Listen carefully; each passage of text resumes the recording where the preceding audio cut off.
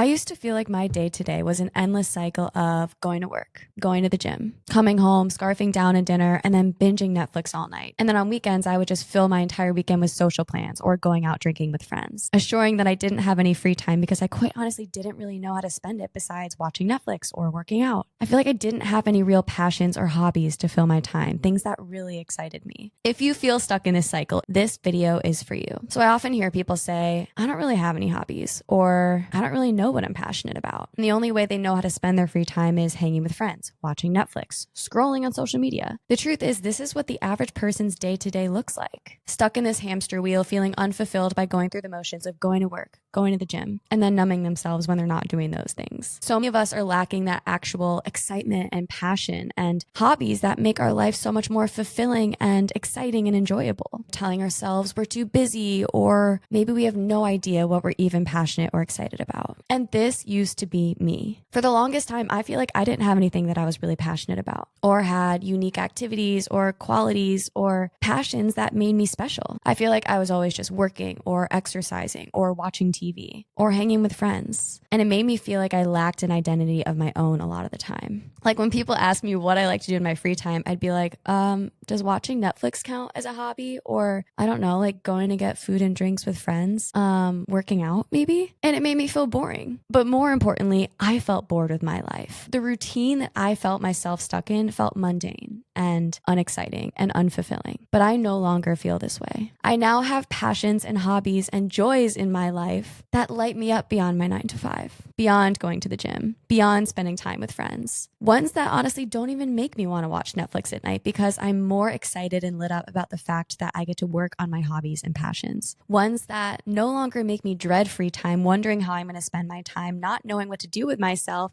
to now feeling excited and loving having free time because I get to lean into these things that add so much fulfillment and joy to my life. So let's get real about how we can incorporate these exciting hobbies and passions into our life. And at the end, I'm going to share with you my one big hack, my one big superpower that you truly need in order to stick to your passion long term. So in our hustle culture, in our work hard, play hard society, it's so easy to buy into the culture that we don't have time, right? We barely make it to the gym outside of our work schedule, let alone have time to prepare and cook a nice dinner. When am I going to find the time to pursue a hobby and a passion? There's just simply no time. So many of us wear this busyness like a badge of honor, like it's something that we should be proud of. But we can do both. We can have a full-time job and stay fit and incorporate things that actually light us up in our lives. But it can be hard when you have no idea what you're even interested in, right? Like no idea what your passion or hobby that you love might even be. You might have no idea where to start, right? Let alone have the time to figure out where to even start and to try out different things. So here are the ways I've realistically been able to find my passion and hobbies and incorporate them in my everyday life. First one is tune into your childhood self. So if you're anything like me, reflecting back on my life, I had all of these fun, exciting hobbies growing up. Things that I loved, things that I could do for hours on end, things that made me lose track of time. I would constantly be doing different crafts. I'd be singing my heart out playing American Idol. I'd be writing storybooks and writing and creating. After elementary school, middle school, suddenly we start to care way more about fitting in and doing well in school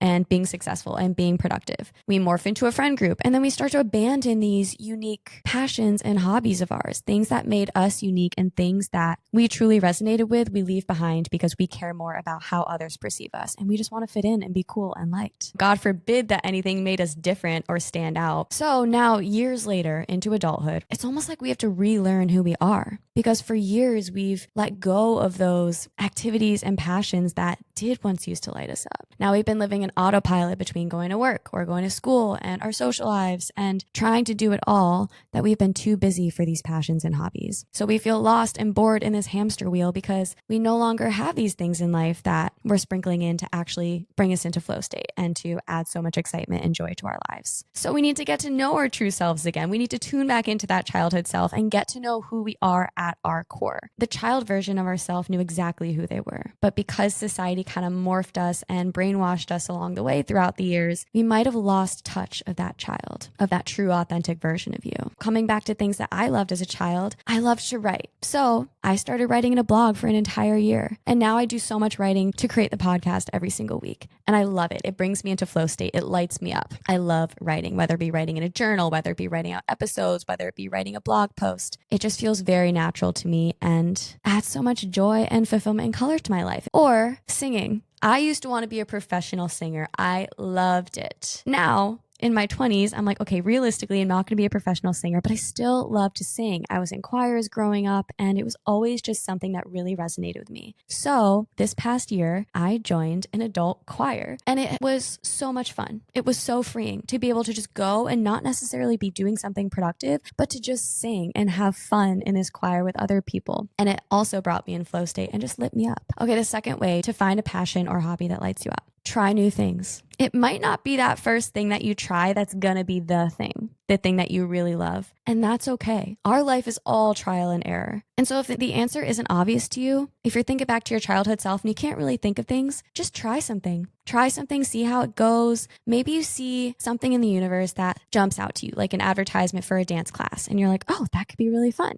Go give it a try. Or maybe you see a painting set at Target and you're like, you know what? That could be really a fun way to spend my Saturday instead of going out to the bar and drinking. Or a great way to unwind after work, just doing some painting. Buy it. Give it a try. Or maybe you stumble upon a YouTube video, how to knit a scarf. And you're like, wow, I've always wondered how people knit these awesome, cool scarves. So go on Amazon and order knitting supplies online. And as you try these new things, ask if it energizes you. Ask if you're excited to do them. Ask if it brings you into that flow state. And it's okay if it doesn't, then try something else. No matter what it is, it shouldn't feel like something you dread, right? It shouldn't be something that you feel like is work. It should be something that excites you. The whole point is to add lightness and joy and more color and fulfillment to your life, not to make something more stressful and seem like a task. So if it feels like that, if it's weighing down on you and it doesn't really excite you or light you up, maybe try something else. Again, it's all trial and error. And the more new things you try in life, the more you learn about yourself. It's not about getting it perfectly right on the first time. Okay, so now that we've maybe determined what it is we love, what that passion and hobby might be, how are we supposed to incorporate it into our busy schedules, right? How do we do it on top of work, on top of going to the gym, on top of seeing friends, all of these things? First tip, this is key. Take back your evenings and weekends. Be really honest with yourself here. How many of you are spending your evenings or weekends watching Netflix, scrolling, honestly just numbing your mind, and then suddenly you look at the clock, you're like, where did the last 2 hours go? Like, what did I even do? You waste so much time doing that. And that time can be used towards this hobby and passion. Because the reality is, if you do have a full-time job, if you do have something that does take up most of your days, we need to utilize our evenings and weekends if we want to successfully incorporate these things that we love into our lives. You can't just quit your job and say, I'm going to pursue this passion or hobby full time, because we need income, right? We can't just jump from one thing to another. We have to be realistic here. I used to watch hours of Netflix after school and after work. I would just want to shut off my mind, and I was truly just addicted to it. And I could watch it for hours and I would just mindlessly snack while I did it. But honestly, I never felt good after. And it definitely didn't bring me into flow state or bring out like this creativity and excitement and fulfillment that I feel doing these other passions and hobbies of mine. But now, when I get home from work in the evenings, I'm working on the podcast. I'm creating, I'm editing, I'm progressing towards a thing that I love. Or I'm journaling, I'm reading, I'm writing, I'm doing things that I know not only light me up, but that are actually good for me. And the coolest part is, now that I have a passion that actually does light me up, that I'm excited about, I no longer even really want to watch Netflix. Sometimes I'll turn it on and I'm like, I actually really don't want to do that. That was like a weird like muscle memory thing that just went and turned on the TV. I get more joy and fulfillment from doing the thing that I love, whether it be a hobby, whether it be a passion, rather than just numbing myself and consuming. Okay, second key to actually stick to this thing, to find a way to incorporate it into your busy schedule. Make it a part of your daily routine. Something that'll help resonate here. Alex Hormozi says, the hardest part of the plan isn't thinking of the plan. It's not even doing the plan. It's sticking to the plan. How many things have you tried in the past that you started for like a week, maybe 2, and then you totally dropped because you suddenly didn't feel like it, or you got too busy, or you kind of just like lost motivation? If you want to actually feel the benefits of incorporating this passion or hobby in your life, you have to do it consistently. There's nothing you can do once or twice that will have the impact that doing something consistently will. You can't go to the gym once and then suddenly have the body and health that you aspire for. Similarly, trying out this passion and hobby once or twice won't add that fulfillment and joy that you're truly seeking in life. It's about incorporating it every day and every week. So the most effective way to stick to something long term is to make it a part of your routine. So do it at the same time every day, right? When you get home from work, make it a part of your evening ritual. Or when you wake up in the morning, do it at that same time every day. Or schedule a class the same time every week. And when you have that scheduled class that maybe you paid for, you're going to be more committed to showing up for it. And finally, the most important thing you need to do in order to stick to something long term, something that will truly make you stick to it, do it even when you don't feel like it. The biggest thing that prevents people from continuing to do something, you're unmotivated, you're tired,